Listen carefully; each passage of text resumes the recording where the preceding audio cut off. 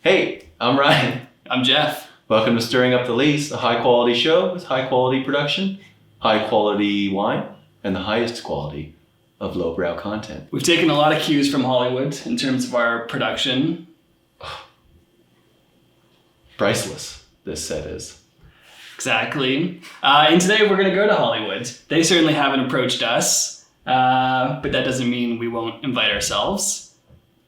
I've never been. Have you been to Hollywood? I have not. Today we're going to try 2 wines inspired by popular TV shows. Hugely popular TV shows. See if they're just a gimmick. See if they're just a merchandise product to try and churn out some more money for the franchise. If I know anything about Hollywood, they love money. I don't know that, but I hope. I mean, presumably. Yeah, you could guess. But we'll see if they know anything about wine. Wine number 1, we're going to start with Game of Thrones red wine, 2017. Do we have to pay royalties to sing that? Oh, I didn't think about that. That was a parody. Let it be known. It was probably off key. I mean, it was comically bad, so we're safe from that perspective. This is an expensive label. It's quite, there's a lot of embossing that goes on there, a lot of foil. Gold foil embossed, neither of which are cheap. It's actually kind of Lots of nicely die done. cuts, and it's a little off on this side, but I don't know what exactly I'm looking at. It looks like, I see a dragon. Do I see, it would probably help, Jeffrey, if you watch the show. Yeah, I watched the finale with you, I guess. The worst episode, arguably, to watch. Well, The whole season, whole series. I just don't like fantasy. Oh, it's the truth, man. That's our history. Oh, really? Oh, yeah. Okay, so there's a series of wines, the Game of Thrones line, from the Seven Kingdoms winery. Is that right? That's right. That's what's on the back label. I believe there's 4 different products, but this is the red wine. It's a red wine, and I think that's correct. That's what we're seeing in the glass. I think it's important maybe to emphasize it's not like the Game of Thrones producers or, I don't know, whoever owns the rights to Game of Thrones, is that HBO? Yeah. HBO doesn't decide, we're going to go out and start a winery. Yeah, they weren't buying up vineyards and building production facilities and stuff like that. They went out and contracted this. Yeah, and I mean, it'd be interesting to know whether they even had like a wine style in mind when they set out for this contract. Or it's kind of like, just throw us some wine in a bottle and we're going to slap a label on it. Yeah, there's wine producing regions in the show, like Dorne, notably, which would be like the, I don't know, libertarian state with their wine and their looseness and their Do they grow progressive Dornfelder? trends. Do they grow Dornfelder? I don't know. But the characters in the show would be like, Dornish wine. I think it says it on this label. Dorn? From the arid climate of Dorne to the lush vineyards of the Reek, the topography of the Singabin kingdoms of Westeros is as diverse as the... What I like about the romance copy is it doesn't tell you anything About the wine. No. Because they're just wanting you... actually they released this a few years before the show actually ended. Okay. So what they probably wanted was people to go out, grab a bottle, and sit down on Sunday night, turn on their HBO and just be like, I'm watching Game of Thrones with my Game of Thrones wine. It's kind of like when I watched Mad Men, I I was making old fashions. Not like there was an old fashioned in a can sponsored by Mad Men. I would have bought that. But yeah, you make your old fashions, you watch them, and they're drinking old fashions. You're like, oh yeah, this is what it's about. Did you suit up? To watch a show? No, it's probably like half naked. Let's taste this wine. So it's coming from Central Coast. I believe the majority of the fruit, if not all of the fruit's coming from Paso Robles. A blend of 6 different grape varieties led predominantly by Zinfandel and Petit Syrah, which is interesting because we kind of touched on it in a previous episode, but 2 varieties that are quite difficult to sell, not overly popular right now. And so what do? You throw a Game of Thrones label on it, and all of a sudden you're selling thousands of cases. Yeah, because the wine, difficult to sell, which means the grapes, easy to come by. Yes. And Zinfandel can be cropped quite heavily. So it'll keep the cost down. But the nose to me is like true to type from that perspective. Actually, I kind of like it. Really kind of ripe, verging on like jammy fruit. Like you feel the warmth of Central Coast here. Mm-hmm. You can detect alcohol in the nose. There's a little bit of alcohol. A little heat to it. A little bit of oak, but it's not like the fake oak that we've kind of been tasting recently. It's like it's more of that like strawberry jam. A little bit more confected on the palate. We should be drinking this out of like a cow horn or That's not a a bad chalice. idea. A chalice. That's what we needed. I just assume you have chalices in your kitchen. I don't. Yeah, like how do they drink wine on the show? Well, it's like in a chalice, like all Okay. the royalty. Have it in a chalice, and they have like these carafes or pitchers that Okay. they're always topping up from. Like, who knows who's filling they probably get direct barrels. What do they have with dinner at Game of Thrones? I remember the one little kid that made the pies or butter bread or something. You know what? I don't know if this is a butterbread wine. No, but this was years ago. This show, so I'm sorry. There wasn't a lot of eating in it. More. Really? Sex and killing. Dragons? Dragon Dragons? sex? No dragon sex. You pay a premium for a wine like this. People will pay a premium to have this. Yeah, you're On the paying, table. like really this is probably a $15 wine, let's call it. Like this would be a good quality $15 bottle of wine. But you throw Game of Thrones on the label, there's some licensing fees, and all of a sudden you have, a $25 bottle. Would you buy this for this Me? price? Yes. No. I wouldn't buy it as a $15 wine.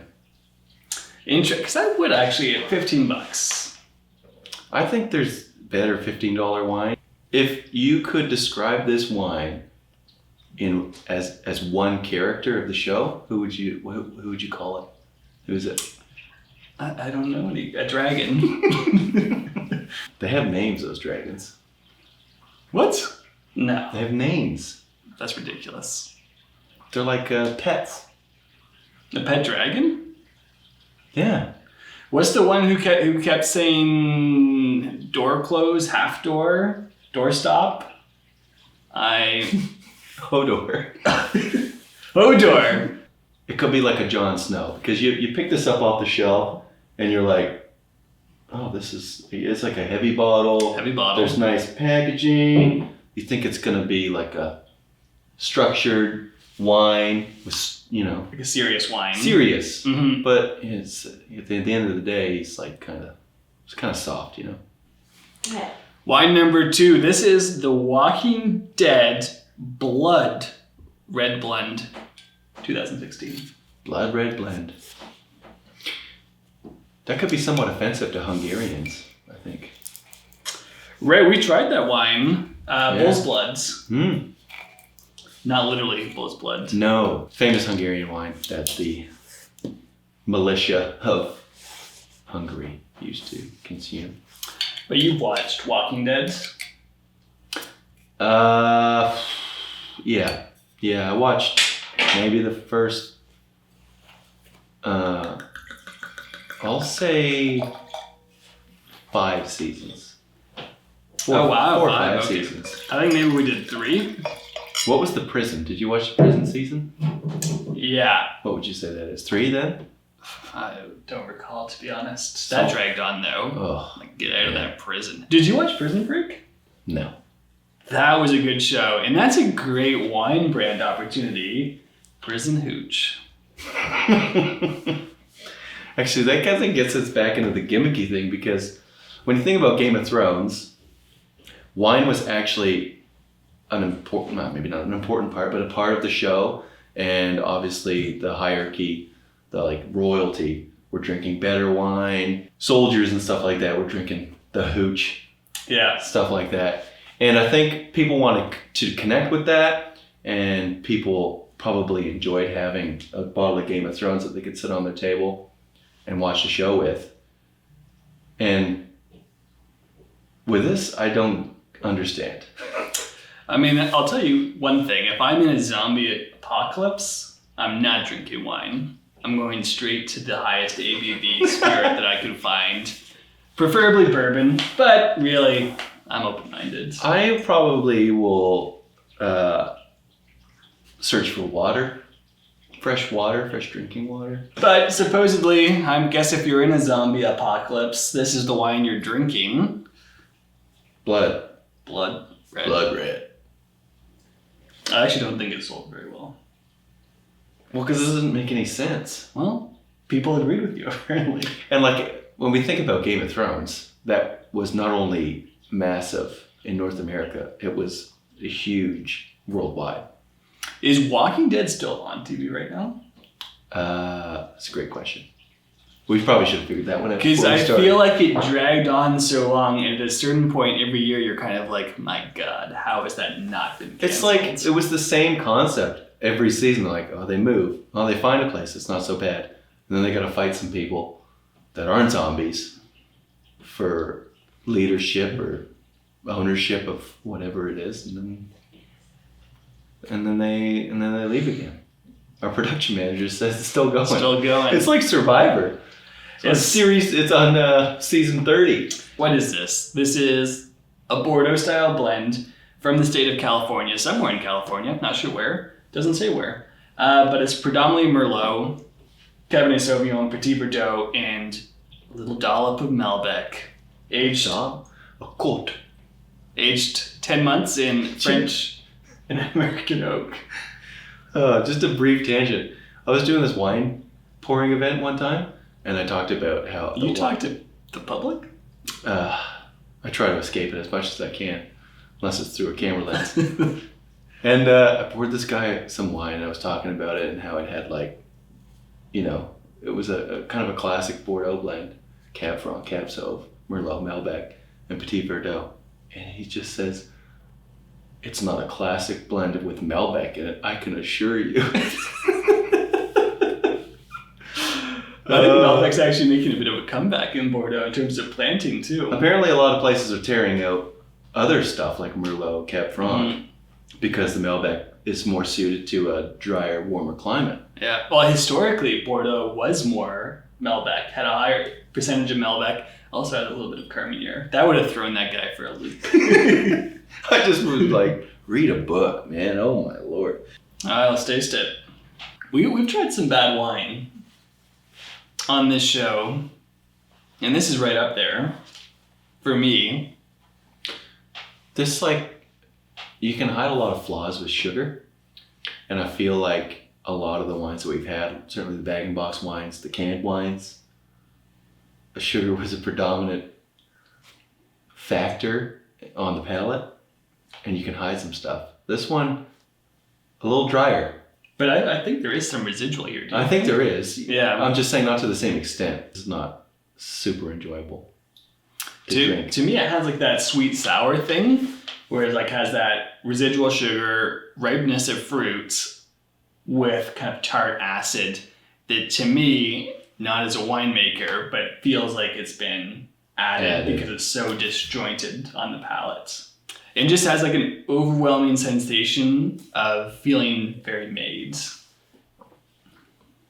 Yeah, you can almost smell it on the nose. That kind of artificial. It's almost like a metallic. It comes across like a metallic thing with the acid addition. Like, this isn't a wine of place, and it's not trying to be a wine of place because it's just from California. It doesn't have a more specific region of origin. But I think when I think of Walking Dead and just Hollywood in general, you think of special effects, and there's certainly some effects that went into making this wine what it is. Well, yes, that's interesting, man. Because who's buying this? Because I think with HBO and the Seven Kingdoms winery, they came about it. They didn't want a gimmick. As hard as that would be to come out with sort of a paraphernalia wine that isn't gimmicky, they try to do it. And I think, we had the red, which was kind of their lower tier, but I think their Cab and their Chardonnay, both a higher tier. Yeah, More and actually you can expensive. have an Oregon Pinot. Right, awesome. So, but I don't think that's the story with this. This is a gimmick. Yeah, and I think we could look no further than the label and the fact that this is part of the Living app. The Living Labels app. Well, it's gonna take a second to load. Oh, it wants to access my camera. It's probably a good thing for it. Enter your birth year. Explore the exclusive AR experiences from your favorite brands and share the app with your friends. Do you want to turn on push? No. Yeah, sorry. So when you download the app, there's all these wines listed Yeah. with the Living app, so you know, you could go to the store and think, oh, I'm gonna grab the Walking Dead wine tonight because I know it's on the Living app, and just grab it and go for it. Or you got to download the experience. It's 52 megabytes. Am I on your Wi-Fi? Man, I'm not. I'm gonna use my data. All right, scan the label. Here we go.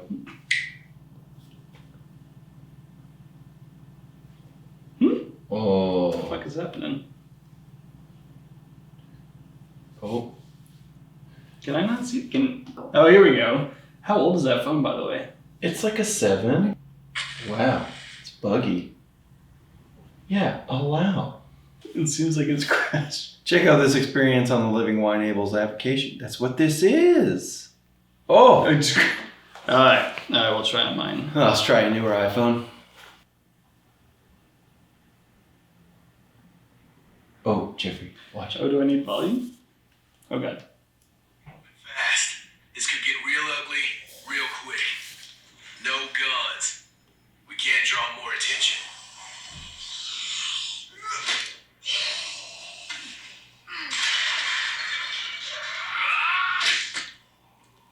Oh, that's good.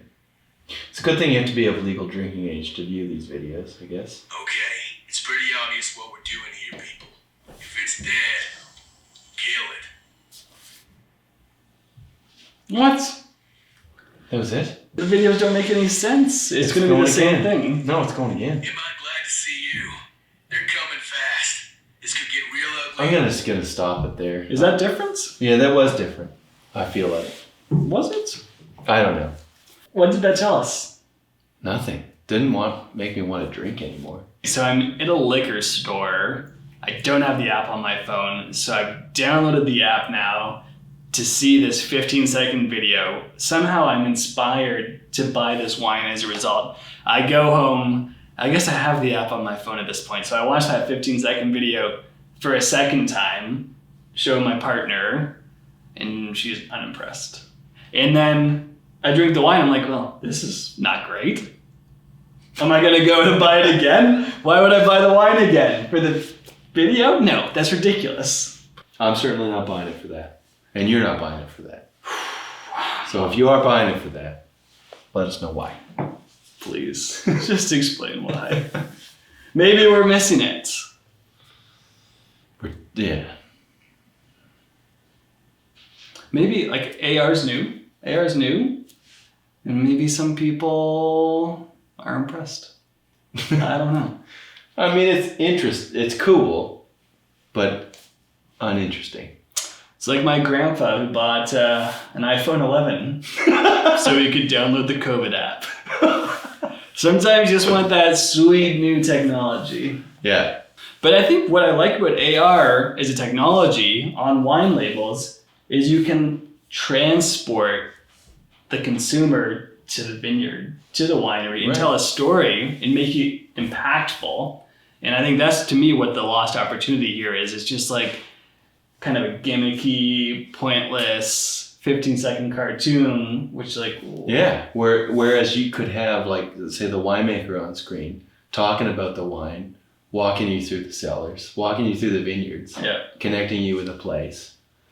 Like if you were to tell me the blood, sweat, and tears that went in the production of your wines, and then at the end gave me like a heartfelt like, gee, shucks, thanks for buying it.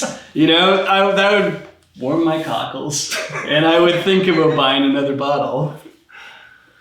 Even if I didn't like it, even if I'm on the fence, I'd be like, yeah, $20, fine, I can take it, I can leave it. But, you know, that beautiful message, very heartfelt. This, on the other hand, if it's dead, kill it. Kill it. Is that how it went? I think that was how it went. Interesting. Well, so that's the TV series wines that we had. There are more out there, I believe. Drink them. Maybe don't. I don't know. You know what? I think you just grab a bottle of wine that you like and drink it while watching your series. But if you like the video, subscribe. We love new subscribers. Hell, we might even throw a t-shirt in one day.